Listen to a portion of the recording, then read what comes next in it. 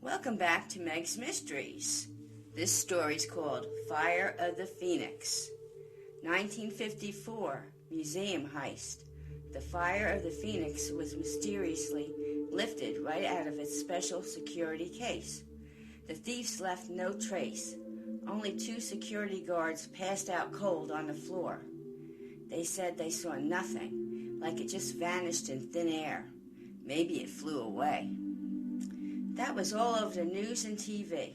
The Fire of the Phoenix was well advertised. The museum took ads and billboards for the opening of the exhibit. The tickets were all sold out at a very high price. It was advertised, if you looked at the Phoenix, you'll have good luck for life. But that was just a ploy to get people into the museum. That was not doing so well in the past years. Not too many patrons of the art or artifacts like in the old days. So they had to make this work. It was their last chance to save the museum from closing. And people believe anything that was in print.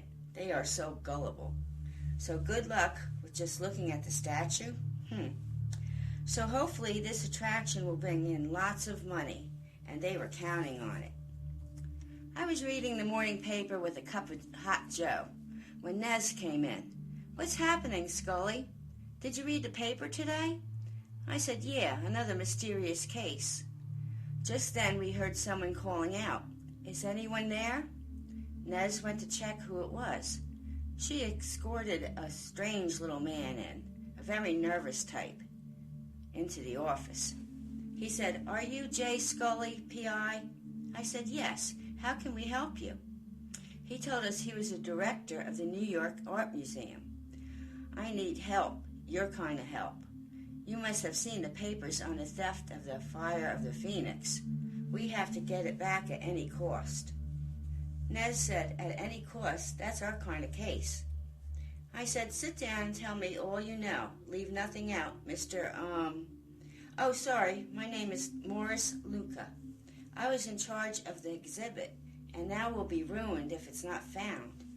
I asked him, how did they come across it? And then he told us the strange story of a curse. That had us both sitting up and taking notice. He began with, a descendant of the famous archaeologist, Sir Peter Dale. The statue has a curse on it, so they say. The last of the family was selling the estate and all that was in storage. The Phoenix was locked away right after Sir Dale died mysteriously. They said it was a curse. He took what was not his to take. He found a buried temple in Persia, and the Phoenix statue was their sacred idol, thought to have magic powers. It would turn into a real phoenix, a bird as large as an eagle. There are many cultures that have their own legends of their phoenix. Chinese, Japanese, Greek mythology, all of their own. They all say the same thing. This one was Persian, sacred bird. The people had it secretly buried and were to open the temple again. The bird turns real every 5 to 6 centuries, and now it's time it will become alive and fly up, then burn itself on a funeral pyre, and then rise again from the ashes. With renewed youth, it brings good luck to all who see it rise from the ashes again. But Sir Dale took it, and now its followers are here to claim it again. I'm afraid all the publicity brought them here.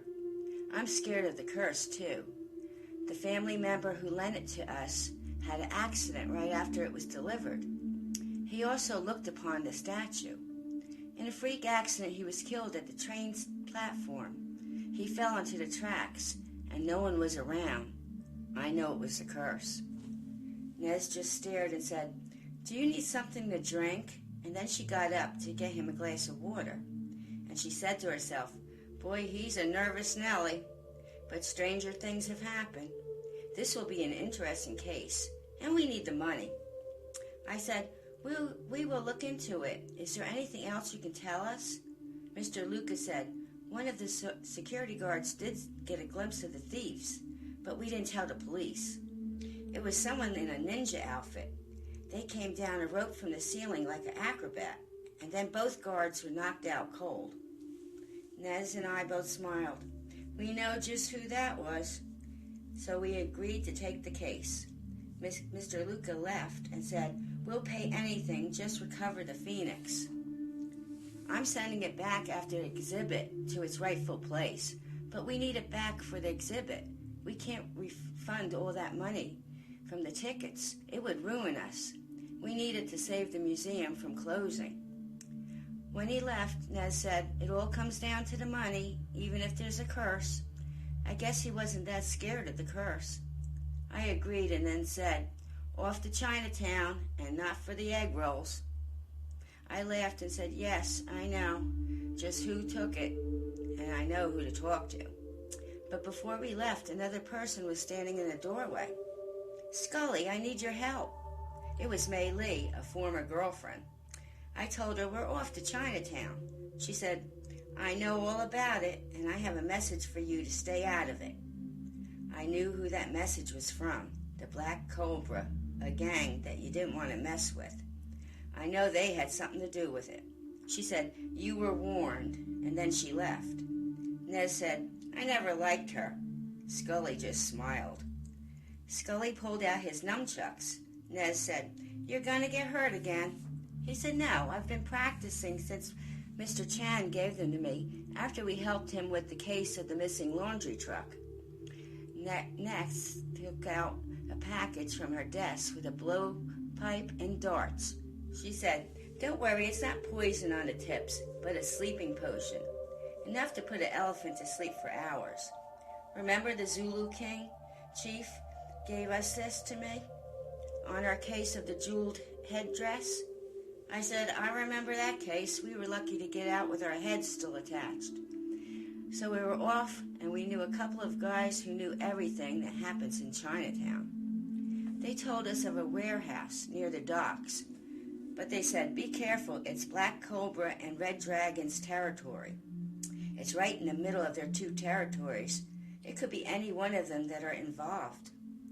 I knew just what he meant. The Black Cobra and the Red Dragon split their territory, and the warehouse was right in the middle.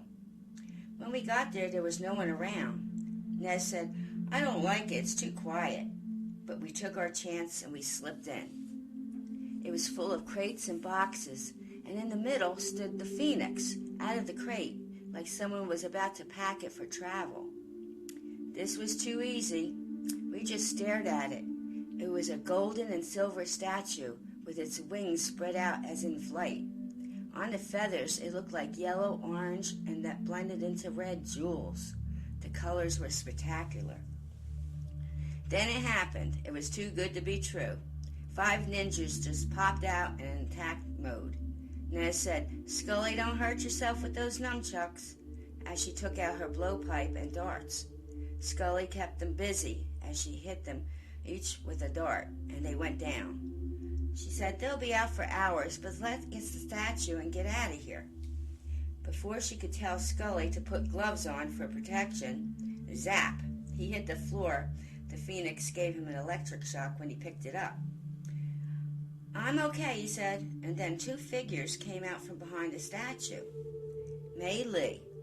"What are you doing here?" And Master Wan, the head of the Black Cobras. May Lee said, "This is my grandfather, the head of the Black Cobras." Scully knew who he was, but didn't know her family connection with him. Master Wan said, "We know you be here." May Lee said, "If I told you not to come, you would. You're a very stubborn man, and we need your help, too." We did take the statue and are paid very handsomely by the real owners, the Persian people. This is their sacred idol, like their legend, like our Chinese legend of the Phoenix. I didn't do it just for the money, but for the honor of helping them recover their most prized possession. They deserve to have it back, and if you don't help, a curse will be put on all who look upon it. Scully told him, "The museum only needs it for 1 week for the exhibit. Then they'll return it to its rightful owners." Master Wong told us they need it back before the next full moon. That's when it will be the 5th century, and the time the Phoenix statue will come alive, will rise up die in flames and rise again from the ashes to renew life, and good luck for all who are witness to it. Good luck for its people. They want no more trouble, only their statue back. Scully, you take it in good faith. I'll ask him if it's suitable arrangement, but if there's no guarantees about it. We can all work together. We all need good luck and great fortune, don't we? So Nez and I took the statue for safekeeping. Wong had a limo to take us back to the office, where I'll call Mr. Luca and tell him of the deal. Mei Li will let us know if the Persian people accept and all agree us. Before we left the opening, we had some more special guests show up at the office. Nez came in and said, "We have two very strange types, very scary. One beautiful lady, and also a man that looks like he stepped out of Arabian Nights." I said, "Show him in." He came in and said, "I'm Omar Ahmed, and this is my sister, Farah Ahmed."